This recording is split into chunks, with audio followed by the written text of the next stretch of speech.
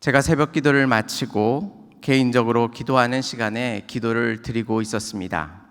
그런데 어느 순간인가 한 청년이 그 자리에서 벌떡 일어나더니 이렇게 외쳤습니다. 하나님! 하나님! 하고 이렇게 외치는 것이었습니다. 모든 기도하시는 분들이 그 청년을 주목하였습니다. 그런데 그 청년의 목소리는 하나님을 향한 간절한 목소리가 아니었습니다.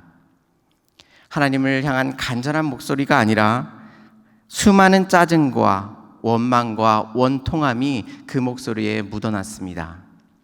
하나님, 왜 하나님께서는 나의 삶을 돌아보지 않으십니까? 라고 원망스러운 마음으로 그렇게 큰 소리로 강단을 향하여 크게 하나님을 여러 차례 외치고 있었습니다. 결국은 교육자들에게 둘러싸여서 교회 밖을 나가게 되었는데요. 그리고 나서 얼마 후엔가 또 새벽 기도회에서 기도를 하고 있었습니다. 그런데 어떤 여성분이 그렇게 기도를 하고 있었는데요. 목소리가 너무나도 아나운서처럼 정확했고, 그리고 그 목소리가 너무나 커서 그분이 하시는 기도를 옆에 있는 사람들이 모두 알아들을 수 있었습니다. 그런데 그분이 기도하시는 것이 너무나도 그렇게 열심히 그렇게 기도하고 있으셨는데요. 어느 순간인가 이런 기도를 드렸습니다. 하나님, 당장 나를 데려가 주세요. 하나님, 나를 당장 데려가 주세요. 라는 이 기도를 구체적으로 드리고 있는 것이었습니다. 옆에 기도하시던 분들이 깜짝 놀라서 그 여성분을 주목했습니다. 어떻게 할 줄은 몰라 쩔쩔매면서 그분을 바라보고 있었습니다. 제가 이 광경이 저에게 큰 인상을 남겼던 것은 그 두 분의 그 목소리에서 하나님이 살아계심에 대한 어떠한 조금의 의심도 발견되지 않았다는 것입니다. 하나님이 살아계시고 통치하시며 다스리심에 대한 어떤 의심도 존재하지 않았습니다. 그런데 그분들의 목소리 속에 하나님께서 살아계시고 역사하심에도 불구하고 왜 내 인생을 하나님께서 돌보지 아니하시고 역사하지 않으십니까? 라는 그 의문을 하나님께 드리고 있는 것이었습니다. 여러분이라면 어떻게 하시겠습니까? 하나님을 믿고 나서 하나님께서 여러분의 삶을 형통하게 하시고 여러분이 하고자 하는 모든 것들을 이루어 주시는데 어느 순간인가 그 모든 것들을 다 빼앗아 가고 그리고 소망까지도 없게 만드신다면 여러분은 하나님 앞에 어떻게 하시겠습니까? 오늘 본문을 읽으면서 이스라엘 백성도 이러한 마음이었던 것 같습니다. 오늘 본문을 통해서 우리가 이러한 상황 가운데 놓였을 때에 우리가 눈을 들어 여호와 하나님을 바라보며 나아갈 수 있는지 다시 한번 살펴보시고 또한 우리의 삶을 통하여 그렇게 나아갈 수 있도록 이끄시는 그 거룩하신 하나님을 발견하시기 바랍니다. 이스라엘 백성은 애굽에서 종살이를 하고 있었습니다. 그런데 하나님께서 이스라엘 백성을 사랑하사 애굽 가운데 10가지 재앙을 내리셨습니다. 놀라운 하나님의 기적으로 이스라엘 백성을 이끌어 주신 것입니다. 뿐만 아니라 그들이 홍해 가운데 막혀 있을 때에도 하나님께서 권능의 손길로 홍해를 가르시고 그들을 구원해 주셨습니다. 그런데 이 많은 일들을 겪고 난 이후에 그들이 도착한 곳이 어디였습니까? 그들이 도착한 곳이 신광야였습니다. 신광야라는 곳에 도착하였습니다. 광야라는 곳은 어떤 곳이죠? 먹을 것과 물이 존재하지 않는 곳입니다. 어떤 특별한 도움이 있지 않고서는 생명을 영장할 수 없는, 인간이 무기력할 수밖에 없는 그곳이 바로 광야입니다. 하나님께서 앞에서 놀라운 이적과 기적을 행하심으로 이스라엘 백성을 구원해 주셨음에도 불구하고 그들이 지금 이루고 있는 것은 먹을 것도 마실 물도 없는 광야 가운데 이르러 있는 것입니다. 그리고 자신이 갖고 있었던 음식조차도 이제는 더 이상 남아있지 않았습니다. 여러분이라면 어떻게 하시겠습니까? 하나님을 믿음으로 인하여 많은 복과 은혜를 받아 모든 것이 형통하였는데 어느 순간인가 그 모든 것들이 다 없어지고 광야의 한가운데 서 있는 것처럼 여러분의 삶이 힘들고 답답하다면 여러분은 어떻게 하시겠습니까? 우리는 쉽게 이스라엘의 어리석음을 손가락질하며 우리는 그렇게 살지 않겠노라 쉽게 이야기합니다. 그러나 우리의 삶 가운데 이러한 고난이 찾아온다면 우리는 쉽게 이 고난을 넘어가기 힘듭니다. 이스라엘 백성도 마찬가지였습니다. 오늘 본문 출애굽기 16장 3절 말씀을 보시면 그들이 이렇게 이야기합니다. 우리가 애굽 땅에서 고기 가마 곁에서 앉아 있을 때와 떡을 배불리 먹었을 때에 여호와의 손에 죽었더라면 좋았을 것을 너희가 이 광야로 우리를 인도하여 내어 이 온 회중이 줄여 죽게 하는도다라고 이야기합니다. 이 애굽 가운데 그들이 계속 머물러 있었다면 많은 고기를 먹으면서 그렇게 잘 지냈을 것인데 지금 이 광야 가운데 너희가 인도함으로 인하여 우리가 지금 죽게 되었노라라고 지금 모세를 원망하고 하나님을 원망하고 있는 것입니다. 우리는 쉽게 이스라엘 백성을 비난하고 그렇지 않게 살아가겠노라 다짐하지만 우리의 삶 가운데서도 여전히 이스라엘의 모습이 우리들의 모습 가운데 보여지고 있습니다. 그런데 이 순간에 하나님은 어떤 마음을 갖고 계셨을까요?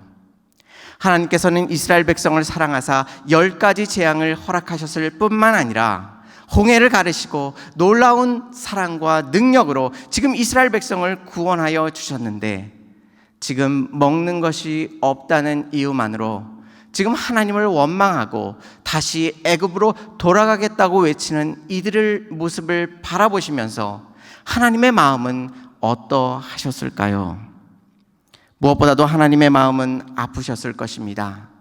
우리가 자녀를 기르는 것처럼 그 자녀에게 모든 것을 쏟아부으며 그 자녀가 부모를 신뢰하고 그렇게 사랑하고 살아가기를 원하였지만 그 자녀는 그것을 모두 잃어버리고 지금 이 순간 부족한 것들만 바라보면서 부모를 원망하고 있는 그 모습처럼 지금 이스라엘 백성도 하나님을 원망하고 있는 것입니다.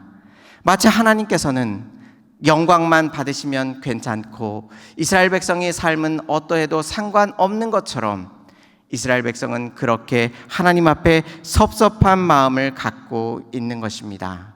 하나님을 등지며 하나님께로부터 멀리 떠나가고 있는 것입니다. 하나님께서 지금 먹을 것이 부족한 이스라엘 가운데 먹을 것을 공급하시는 것은 하나님께 있어서 그것은 너무나도 큰 일이 아닙니다. 하나님께서 마음만 먹으신다면 당장이라도 이스라엘 백성을 배불리 먹게 하실 수 있으셨을 것입니다. 그것이 문제가 아니라 그들에게 음식을 주는 것이 문제가 아니라 그들의 마음을 하나님을 신뢰하고 하나님을 바라보며 하나님만을 의지할 수 있는 그러한 삶을 살아갈 수 있도록 그들의 마음을 변화시키는 것이 하나님께서 지금 가장 소중하고 중요하게 생각하는 일인 것입니다. 그러기에 하나님께서 지금 만나를 이스라엘 백성에게 허락하시면서 단순히 그들에게 영양을 공급하여 생명을 영장하는 것에 중점을 두신 것이 아니라 그 일을 통해서 하나님을 신뢰하고 하나님 앞에 더 나아갈 수 있도록 하나님께서 이 만나를 주시는 과정 가운데 놀라운 원리들을 이 가운데 베풀어 주신 것입니다. 우리가 이 만나를 베풀어 주시고 이스라엘 백성 가운데 요구하시는 모습을 통해서 우리가 하나님 앞에 어떻게 나아가야 하며 또한 지금 우리들에게 하나님께서 무엇을 원하고 계시는지를 확인할 수 있습니다. 먼저 하나님께서 이렇게 말씀하십니다. 4절 말씀을 같이 읽겠습니다. 그때 여호와께서 모세에게 이르시되 보라 내가 너희를 위하여 하늘에서 양식을 비같이 내리니 백성이 나가서 일용할 것을 날마다 거둘 것이라. 이같이 하여 그들이 내 율법을 준행하나 아니하나 내가 시험하리라. 아멘. 하나님께서 하늘에서 양식이 내리도록 만들어 주셨습니다. 이것은 하나님께 있어서 너무나도 쉬운 일이었습니다. 하지만 이스라엘 백성 가운데 반드시 지켜야 할 것이 있었습니다. 그것이 무엇입니까? 4절 중간에 보시면 일용할 것을 날마다 거둘 것이다 라고 이야기하고 있습니다. 즉 광야로 나가서 아침마다 만나를 주실 것인데 그 만나를 거두어 올 때에 나가는 김에 일주일치를 가져온다면 더 손쉬운 일이 아니겠습니까? 더 나아가서 한 번 나갔을 때에 한 달치 양식을 가져온다면 더 손쉬운 일이 아니겠습니까? 그런데 하나님께서 어떻게 하십니까? 하루치 양식만을 거두도록 지금 그들에게 명령하고 있는 것입니다. 경제적으로 보자면 너무나도 비효율적인 일입니다. 매일매일 나가서 그것을 구해 와야만 하는 것입니다. 이스라엘 백성은 만나를 처음 주었을 때 이스라엘 백성은 어떤 마음을 가졌을까요? 그들의 마음 속에는 불안한 마음이 있었을 것입니다. 왜냐하면 지금 당장 하나님께서 만나를 허락해 주시지만 어느 순간인가 하나님께서 만나를 주시는 것을 그치신다면 그들은 그 자리에서 죽을 수밖에 없기 때문입니다. 그들은 하나님께서 그들의 삶을 돌보시고 역사하신다는 것에 대한 확신과 신뢰가 존재하지 않았던 것입니다. 그러한 상황 가운데 하나님께서는 이들에게 만나를 허락해 주셨는데 그것은 단순히 먹을 것을 공급하시는 것만의 의미가 아니었습니다. 그런데 여러분 이런 것을 생각해 보신 적이 있으십니까? 하나님께서 매일매일 만나를 주시는데 어느 순간인가 하나님께서 잠깐 깜빡하셔서 어느 하루는 만나를 주시지 않는다거나 일주일 동안 만나를 주시지 않는다면 이스라엘 백성은 어떻게 될까요? 우리는 이러한 삶 가운데 불안과 공포 속에 살아가고 있습니다. 그런데 하나님께서는 매일매일 주시는 그 만나를 통해서 하나님께서 잠깐도 그것을 잊어버리지 아니하시고 날마다 이스라엘 백성을 사랑하사 그들의 삶을 주목하고 계시고 그들이 필요한 것들을 채우시며 역사하시는 하나님이심을 그들이 확신하며 주님 앞에 나아갈 수 있도록 하나님께서 그들에게 그 신뢰하는 마음을 심어주시기 위하여 날마다 광야 가운데 나아가 만나를 거두도록 하나님께서 명령하신 것입니다. 이러한 만나를 하루 이틀 또 한 달, 1년 그 이상을 거두면서 이스라엘 백성은 무엇을 생각했을까요? 하나님께서는 우리의 인생 가운데 항상 채우시는구나.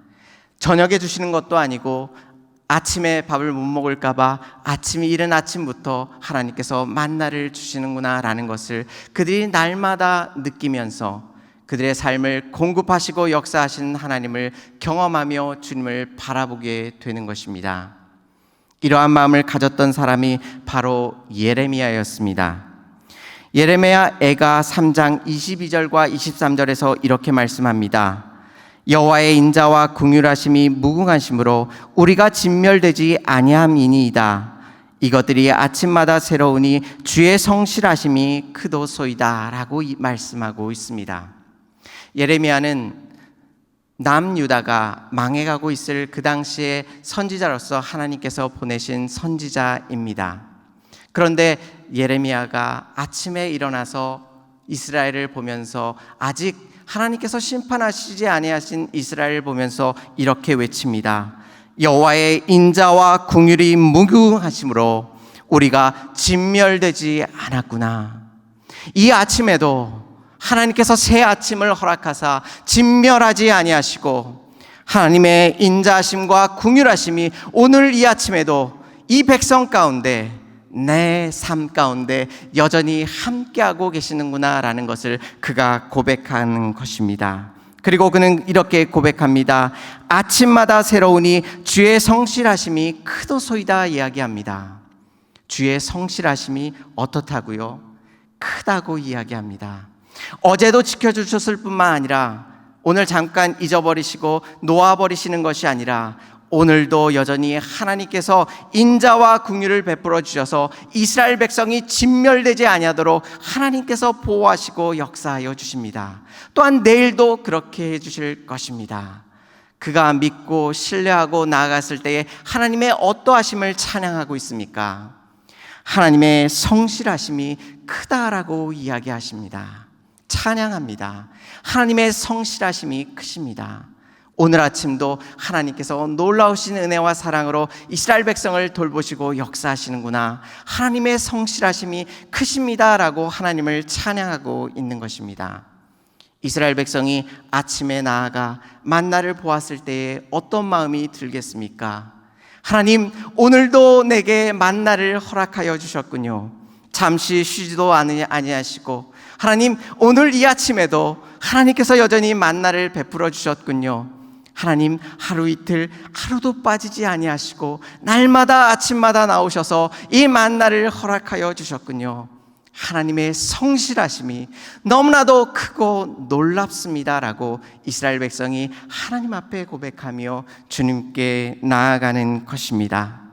우리에게도 이러한 마음이 있기를 원합니다. 오늘 하루 살아가는 것이 우연한 것이 아니라 하나님의 놀라우신 은혜 가운데 하나님께서 소중하게 우리에게 허락하여 주셨습니다. 우리가 우리의 삶을 바라볼 때에 우리가 일용할 양식을 먹으며 부족함 없이 살아가는 것이 우리의 노력으로 되어지는 것이 결코 아닙니다.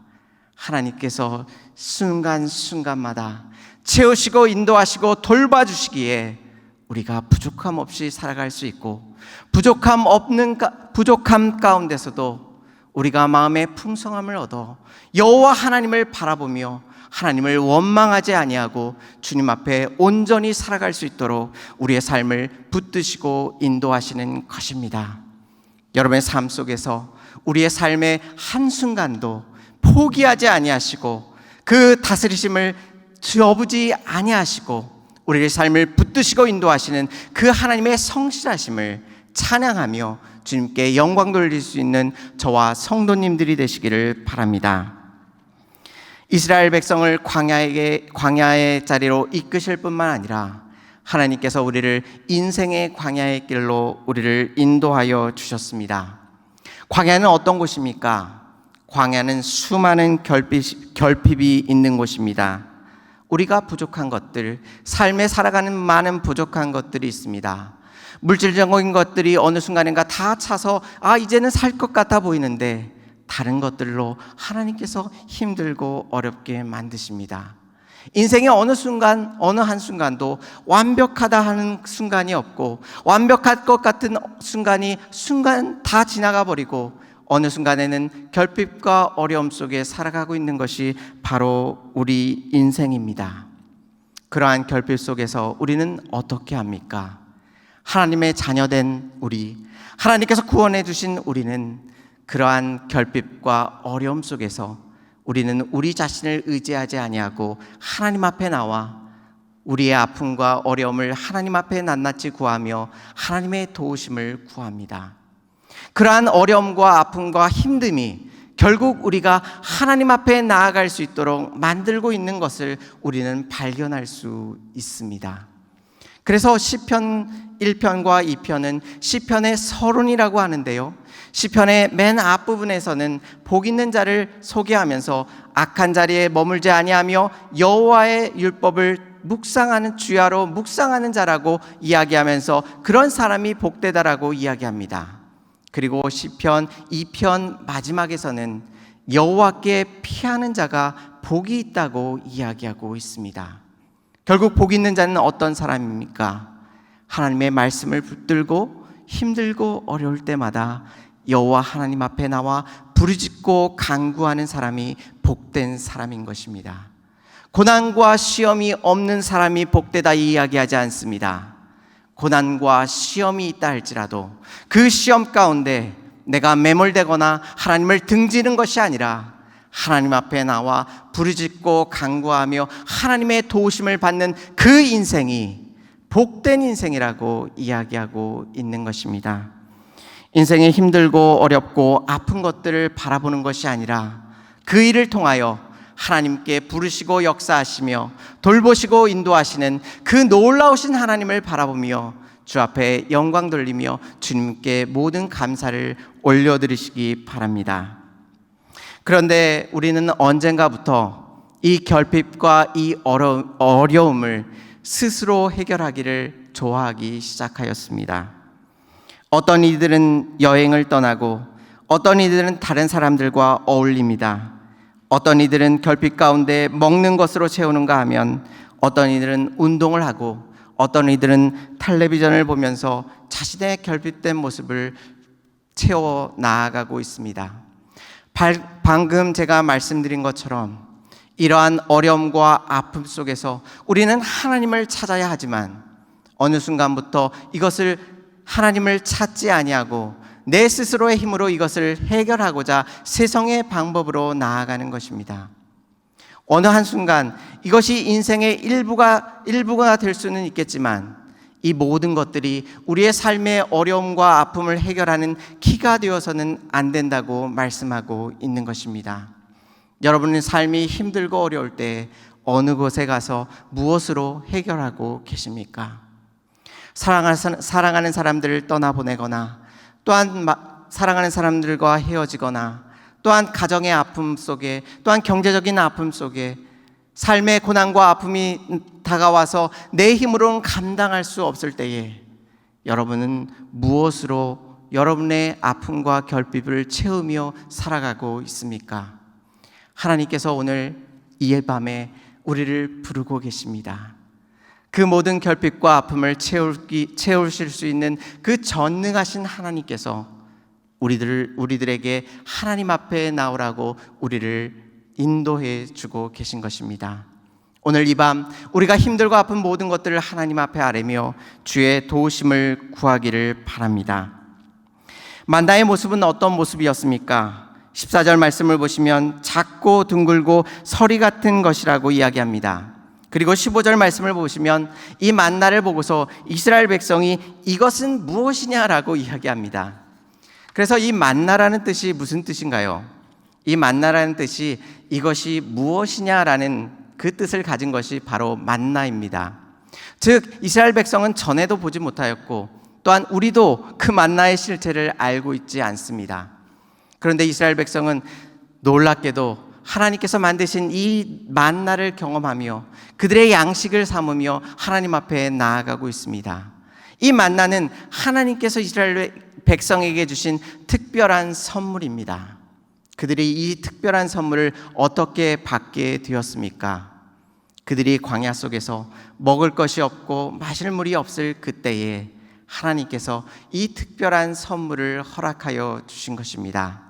마찬가지로 우리의 삶이 힘들고 어렵다 할지라도 하나님께서 그 모든 일들을 통하여 우리가 알 수 없는 놀라운 특별한 선물을 우리들에게 준비하고 계시고 우리들에게 베풀고 계십니다. 우리의 인생이 광야같이 힘들고 어렵다 할지라도 그 뒤에서 모든 것들을 채우시고 인도하고자 계획하시고 역사하시는 하나님을 바라보시기 바랍니다. 하나님께서 만나를 주실 때에 그냥 주지 아니하시고 몇 가지 원칙을 주셨습니다. 첫 번째 원칙은 하루 동안 먹을 만큼, 즉 일용할 만큼, 16절 말씀을 보시면 너희 사람 수요대로 한 사람의 한 오멜씩 거두되라고 말씀하고 있습니다.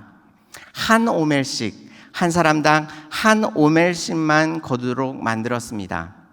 그런데 우리도 걷어보면 알겠지만 한 오멜을 채우려고 했는데 어떤 사람은 욕심 가운데 한 오멜 이상을 채우게 되었습니다. 또한 어떤 사람은 걷다 보니까 어떤 사람은 한 오멜보다도 적은 양을 걷게 되었습니다.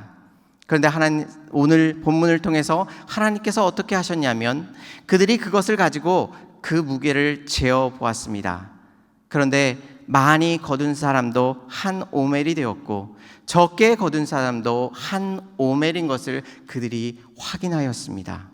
많은 사람은 적게 만드셨고 적은 사람은 많도록 만드신 것입니다. 즉 그들이 그 만나를 거두어 왔을 때에 하나님께서 그 양을 맞도록 하나님께서 만드신 것입니다. 이것은 하나님께서 베풀어 주신 놀라운 기적입니다. 그런데 여러분은 이런 기적을 기대하고 계십니까?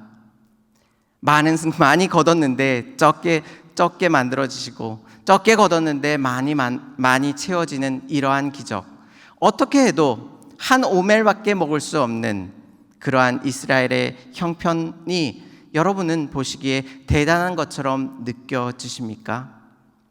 별로 대단한 일이 아닌 것처럼 느껴집니다. 하지만 하나님께서는 이 일을 통하여 이스라엘 백성을 가르치시고 계십니다.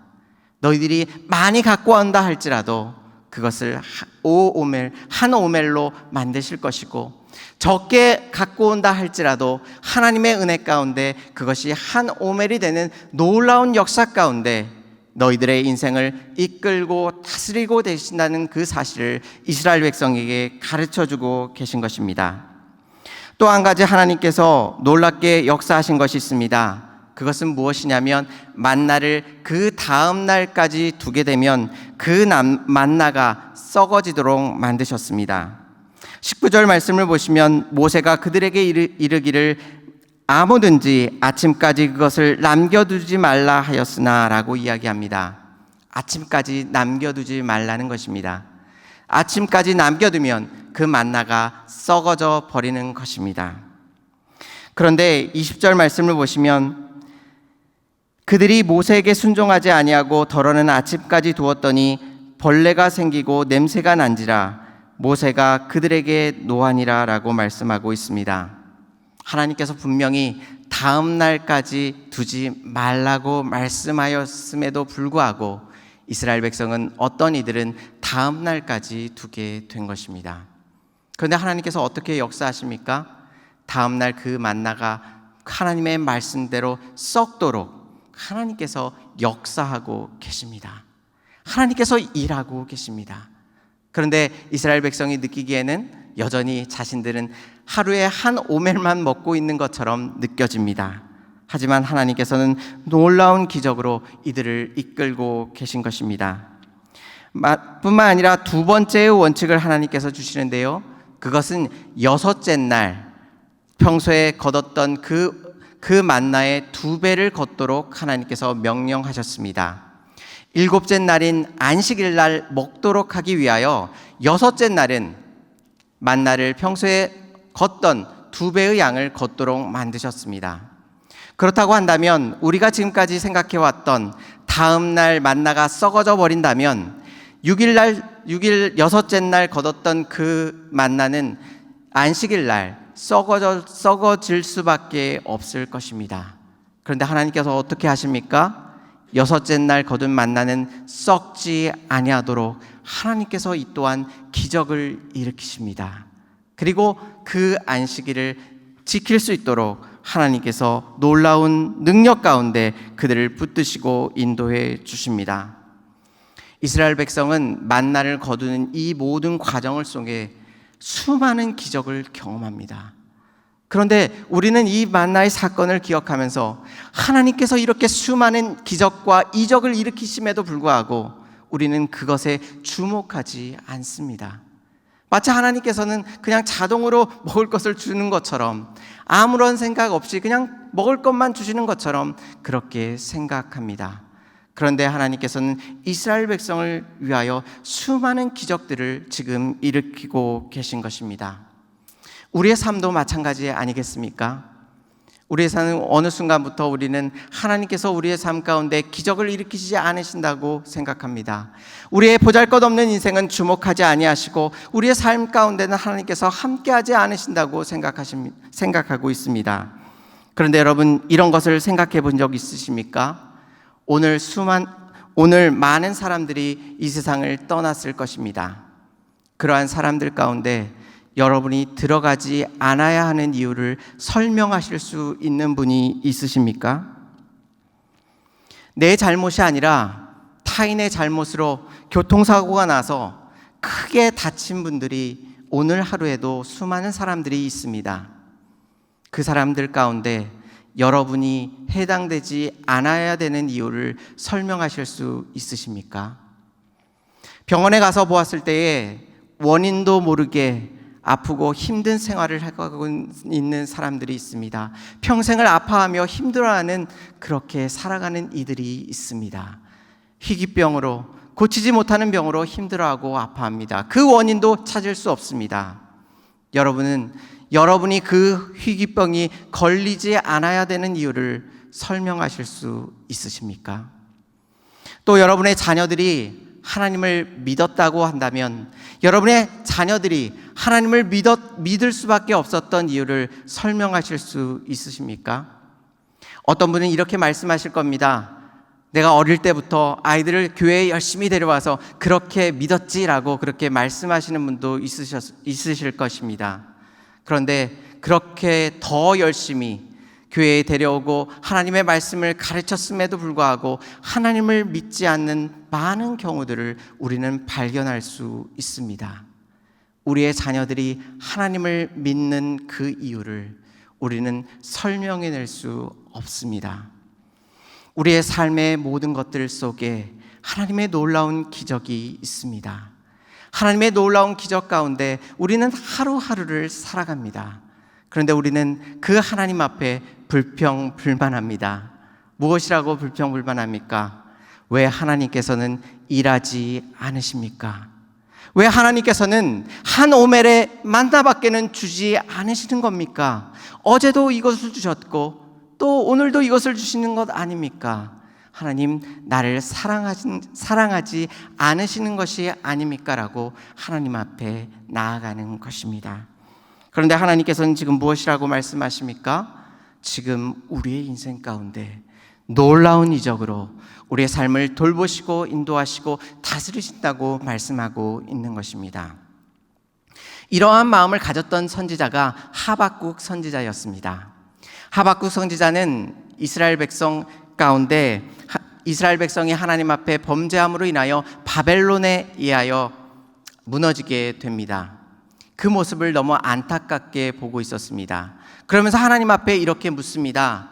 저 개 되지만도 못한 바벨론에게 어떻게 이 거룩한 하나님의 백성이 멸망당할 수 있습니까? 하나님께서는 도대체 일하고 계시는 것입니까? 라고 하나님 앞에 물었습니다. 그러자 하나님께서 이렇게 말씀하십니다. 하박국서 2장 3절 말씀에 비록 더딜지라도 기다리라, 지체되지 않고 반드시 응하리라 라고 말씀하십니다. 무엇이라고 말씀하십니까? 하나님께서 지금 방관하고 계신 것이 아니라 하나님께서 그들을 주목하고 계시고 기다리라 말씀하십니다. 하나님의 때가 됐을 때에 하나님께서 일하실 것이고 반드시 그 일을 일으키실 것이라고 말씀하고 있는 것입니다. 하박국 선지자는 이 말씀 전에 하나님께서는 일하지 아니하시고 관심이 없으시다고 생각하였습니다.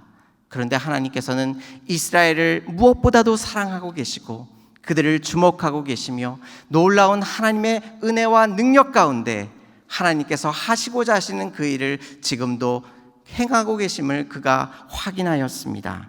그렇게 되자 하박국 선지자는 이렇게 고백합니다. 3장 17절 말씀에 비록 무화과 나무가 무성하지 못하며 포도나무에 열매가 없으며 감람나무에 소출이 없으며 밭에 먹을 것이 없으며 우리의 양이 없으며 외양간에 소가 없을지라도 나는 여호와로 말미암아 즐거워하며 나의 구원의 하나님으로 말미암아 기뻐하리로라라고 말하고 있습니다.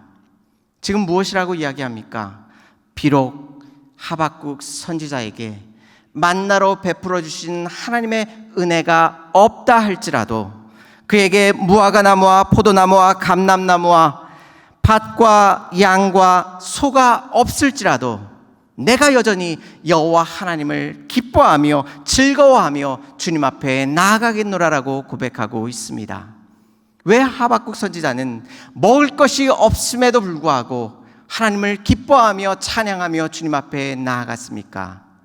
그의 마음속에 하나님께서 나와 같이 하고 계시는구나 라는 것을 그가 알았습니다. 하나님께서 지금 힘있게 일하고 계시는구나, 나를 돌보시고 인도하시고 다스리시고 계시는구나 라는 것을 그가 깨닫자 그의 삶에 먹을 것이 없다 할지라도 그가 불평불만하는 것이 아니라 오히려 여호와 하나님을 찬양하며 주님 앞에 나아가게 된 것입니다. 또한 사도 바울은 이렇게 고백합니다. 나는 비천에 처할 줄도 알고 풍부에 처할 줄도 알아. 모든 일 곧 배부름과 배고픔과 풍부와 궁핍에도 처할 줄 아는 일체의 비결을 배웠노라라고 그렇게 이야기합니다. 무엇을 이야기합니까? 하나님께서 비천한 가운데 풍부함으로 바꿔주시겠다고 이야기하는 것이 아닙니다. 지금 사도 바울이 고백하는 것은 비천한 상황 가운데서도 하나님께서 그 비천한 상황 속에서도 채우시고 역사하시는 그 하나님의 손길을 경험하며 그가 하나님을 원망하지 아니하고 여전히 하나님을 믿으며 하나님을 찬양하며 온전히 나아갈 수 있노라 고백하는 것입니다. 내가 부유한 가운데 있어 하나님을 더 찾지 않는 그런 넉넉한 상황 가운데 있다 할지라도 내가 하나님을 등지지 아니하고 여전히 하나님 앞에 매어 달리며 하나님을 바라보며 하나님과의 그 관계가 멀어지지 않겠노라라고 고백하며 주님 앞에 나아가는 것입니다. 배부름과 배고픔과 풍부와 궁핍에 처한다 할지라도 내가 하나님을 향한 그 믿음이 작아지거나 없어지지 아니하고 여전히 하나님을 바라보며 찾아갈 수 있는 그 일체의 비결을 배웠노라라고 말씀하고 있는 것입니다. 그래서 내게 능력 주신 자 안에서 내가 모든 것을 할 수 있다고 이야기합니다.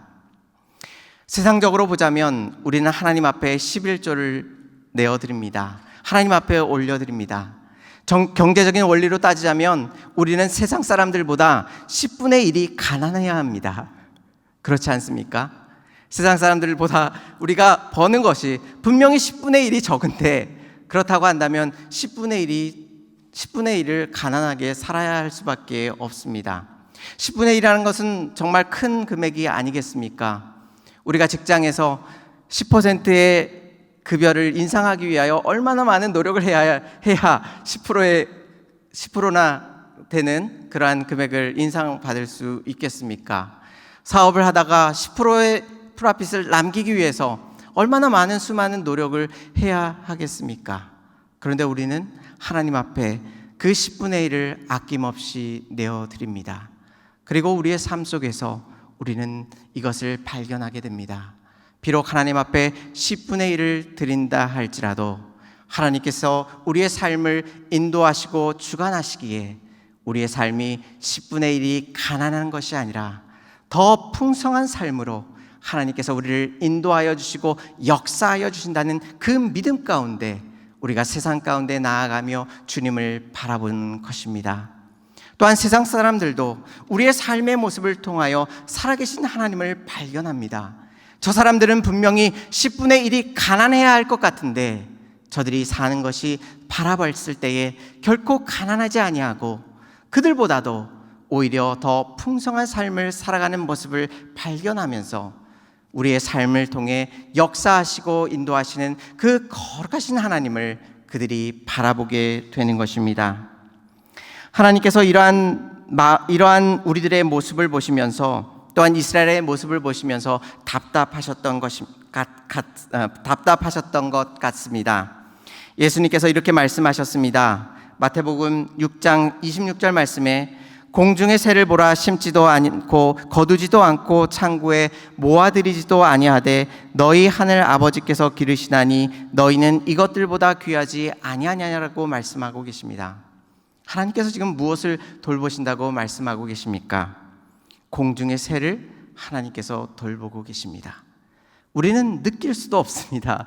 어떻게 하나님께서 지금 공중의 새를 돌보신다고 말씀하고 계신가? 우리는 다 이해할 수 없습니다. 그런데 지금 하나님께서 하신다고 말씀하십니다.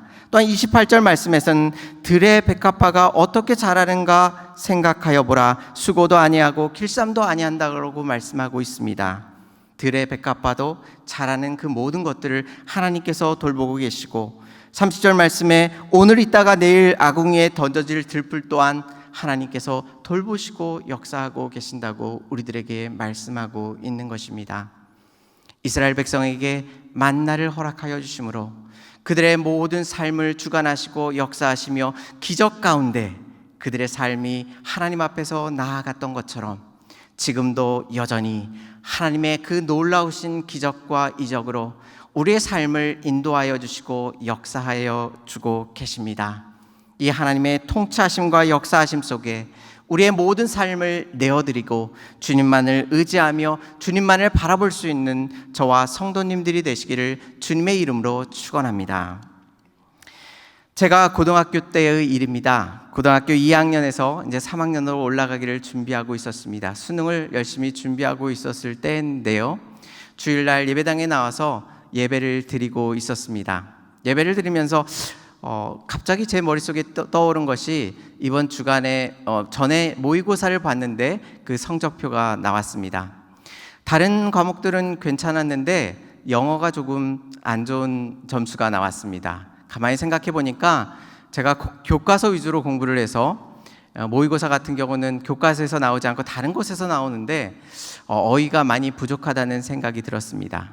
그래서 예배를 드리면서 예배가 끝나고 나서 마침 제게 돈이 있는데 딱 그 책을 살 만한 돈이 있는데 예배를 마치고 큰 서점에 가서 책을 사서 공부를 해야 되겠다라고 생각을 하고 있었습니다. 그래서 이렇게 예배를 드리고 있었는데요.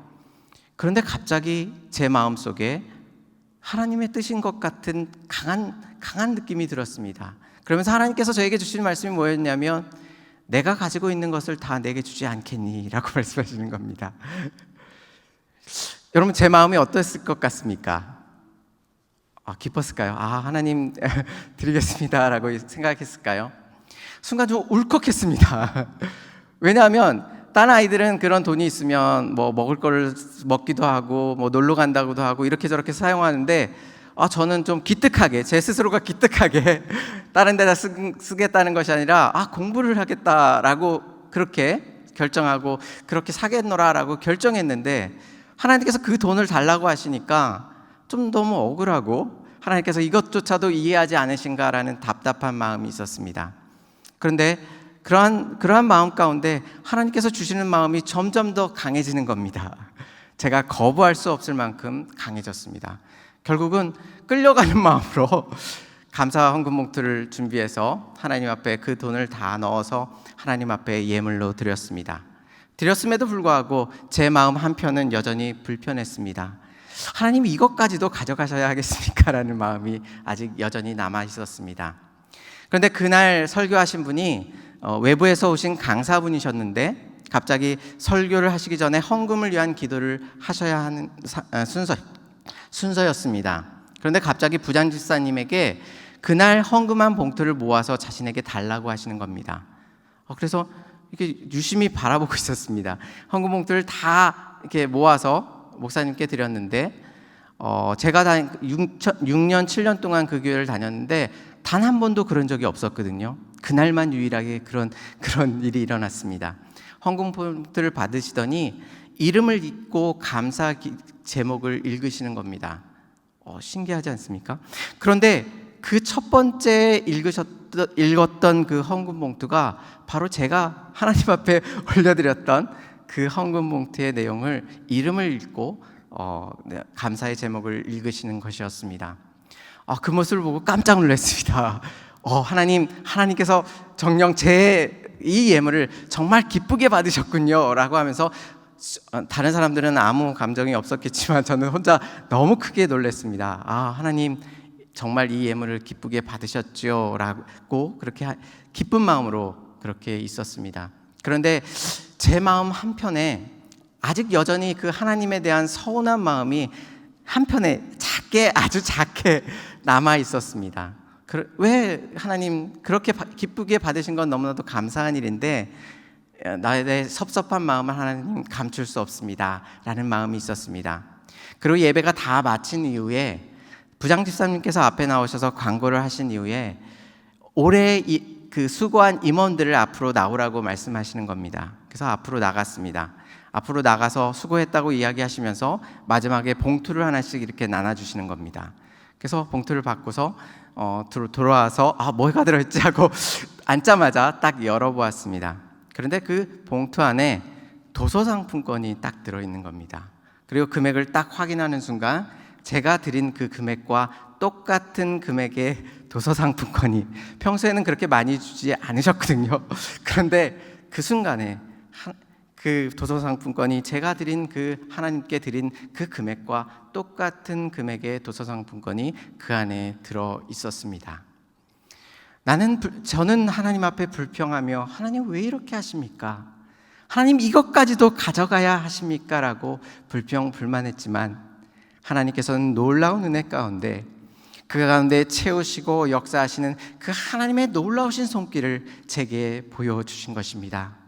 저의 못난 마음을 하나님께서 주목하신 것이 아니라 그 못난 모습을 하나님의 은혜를 통해 변화시키시고 하나님 앞에 더욱 가까이 나아갈 수 있도록 인도해 주신 것입니다. 세상 사람들이 본다고 한다면 내가 가진 돈만큼 다시 채워졌을 뿐인데 그것이 무슨 그렇게 대단한 일이냐고 반문할 수 있을 것입니다. 그런데 내가 비록 적은 돈이었지만 그 돈을 채우시고 역사하신 하나님을 경험하면서 내 믿음이 더욱 하나님 앞에 견고하여지고 또한 나를 향하시는 하나님의 그 무한하신 그 사랑과 은혜를 더 깊이 체험하며 하나님 앞에 나아갈 수 있었던 것입니다. 비록 적은 돈이었지만 그 가운데 하나님의 무한하신 은혜와 사랑이 그 가운데 숨겨져 있었던 것입니다. 이스라엘 백성도 마찬가지였습니다. 그들이 매일 받았던 것은 하루 먹을 만한 적은 양의 음식이었습니다. 그럼에도 불구하고 그 일을 통해서 하나님께서 이스라엘 백성을 양육시키시며 그 마음을 하나님 앞에 드리며 하나님을 신뢰할 수 있도록 하나님께서 그들을 인도해 주셨던 것입니다. 내일 아침까지 남겨두지 말라 말씀하셨는데 이스라엘 백성은 끝까지 다음 날까지 남겨두었습니다. 안식일 날 나가지 말라라고 말씀하셨는데 이스라엘 백성은 나가서 광야에서 만나를 찾고자 그 가운데 헤매이고 있었습니다.